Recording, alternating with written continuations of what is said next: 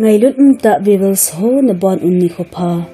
tuni hin leiset'a chung a mimin thang khen khet in athidin kon'uva athusei ho anangai hom ki nu hite anui za hung ki sei mi ho hi leiset adam sung uva mithupi ta alaza ta an hivin hinla mithupi pathen tahsan lo holeh pathen mai za gingkhen cha anaum ho athi kon'uva akisihnao la akipao anathuseidoh achomlam tah-in anangai u hite pathen tahsan lo ho thusei kha pen sizal bolja ikim ngai cha zo se kanesin jongle kathidin kon in lungmon mong kane boy kachine jing ji muthimla hi chingam boy anatin hi Thomas Hobbes hitheding hile nikhat bo phat ki pi a ki ngai tu ki ding kanum e anatin hi Thomas Paine kakichwal e pakai ne umpin pathen poi ti kana sunna lekha the ace of vision chu humpo da hi le kanum wal e pakai e hamun ding chapang khat be ne pathelo ding ham anatin hi Sir Thomas Scott hichi dinmuna ko ngai in pathen le damun ka hedo tai hi jong le phat ka nei te poi anatin hi Voltaire Thuzo sila kisina penchu Kaya agikhiangin pathen ahong kin hi ahi damun zon achipat hi anatin ahi Robert Ingersoll pakai kalagaw hi hichi damuna kun in hu do in anatin ahi David Hume meza pachay din kahitay anatin ahi Sir Francis Newport pathen le damun poi thusei te e damun kan sot pat hi anatin hi pathen mi te thusei kha pen ho Hudson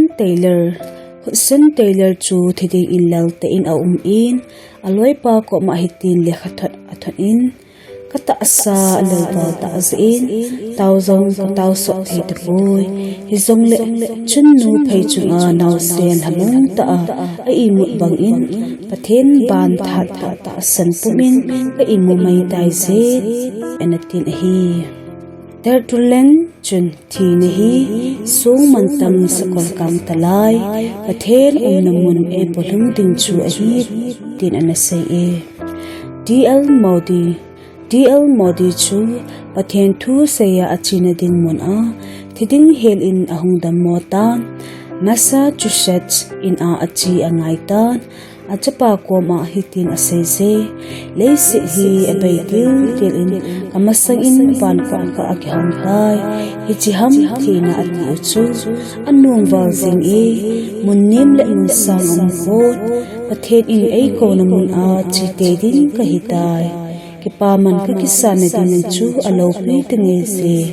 tin anasei e Mary France o kathanup na hi kasei them thei poi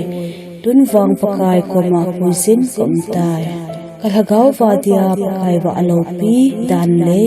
pakai thebo theina thup li ji hi o ahung lung tai tin anasei je John Alter Light hichiham thina chu damsang in anum so e pakai Jesus Christa kom kipa ta thi ka hi ti thu hi anasei jing uvin tin anasei je John Wesley tahsan na zin thin chan sa in i uvin thin thona mudia chi jing din hi ve Thilzo sila ang patong pensu pathen ikom uva hi ahi amasanga tunso mun kitol lo ahitai ahoy wal sing i kalhaw ve tin anasei in ahi Margaret Ryle kataw na din sakol kang talay ang utay pathen kom zon ding in sakol kang talay sungaluk din kahitay tin anasei Pathen tahsan holeh atahsan lo ho athi kon'uva athuseidoh ho hi ivetle Pathen hing jing hi monge ti photchenna hi Tulai tahsan chate jong kikhol phau hite ajotengle Pathen monge ti tahsan lo ho bang a ei ho Pathen hing ho te jong akisihnao ni khu honglung khan te angai zo se Pathen in photchenna bu chi tawhan